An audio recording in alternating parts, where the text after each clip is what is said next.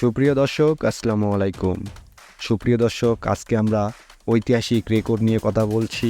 Football বিশ্বকাপে এক ঐতিহাসিক রেকর্ড আছে যা আজও আমাদের অমর হয়ে আছে। আসলে ফুটবল বিশ্বকাপে এক ম্যাচে সর্বোচ্চ গোলের রেকর্ড কার? আসুন আমরা জেনে নেই এক ম্যাচে ফুটবল বিশ্বকাপের ইতিহাসে সর্বোচ্চ গোলের রেকর্ড। বিশ্বকাপ এটা শুধু একটা টুর্নামেন্ট না, এটা চাপ, এটা যুদ্ধ, এটা জীবনের সবচেয়ে কঠিন পরীক্ষা।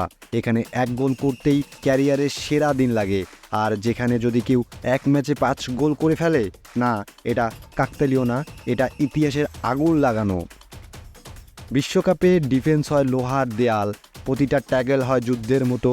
মেসি, রোনালদো সবাই এখানে হিমশিম খেয়েছে, কারণ বিশ্বকাপে একটা ভুল মানেই বিদায়, একটা সুযোগ মানেই জীবন মরণ। ঠিক একই মঞ্চে একজন মানুষ সব নিয়ম ভেঙে দিয়েছিল।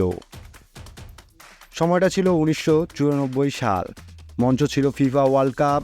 ম্যাচ ছিল রাশিয়া বনাম ক্যামেরুন। রাশিয়া তখন টুর্নামেন্ট থেকে প্রায় ছিটকে যাওয়ার পথে। চাপ ছিল আকাশ সময়, কিন্তু মাঠে নামা মাত্র একজন খেলোয়াড় আগুন ধরিয়ে দিল। একটা গোল, তারপর আরেকটা, ডিফেন্স ভাঙে, গোলকিপার হতভঙ্গ, স্টেডিয়াম নিস্তব্ধতা, কমেন্টেটর গলা কাঁপে। 1 2 3 4 সবাই ভাবছিল এখন থামবে, কিন্তু না। পঞ্চম গোলটা পুরো ফুটবল বিশ্ব শক। নামটা তখনই ইতিহাসে লেখা হয়ে গেছে, ওলেগ স্যালেনকো। স্কোর লাইন দাঁড়ায় 6-1। রাশিয়া জিতল ম্যাচ, কিন্তু যেটা জন্ম নিল সেটা শুধু জন্ম না, একটা অভিশপ্ত রেকর্ড। বিশ্বকাপের ইতিহাসে এক ম্যাচে 5 গোল, এর আগে কেউ, এরপরে আজও কেউ না।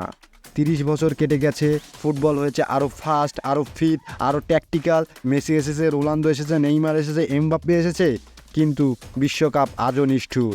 এক ম্যাচে 5 গোল করতে হলে দরকার ভাগ্য, ফর্ম আর ইতিহাস বদলানোর সাহস। এই তিনটা একসাথে খুব কম মানুষই পায়।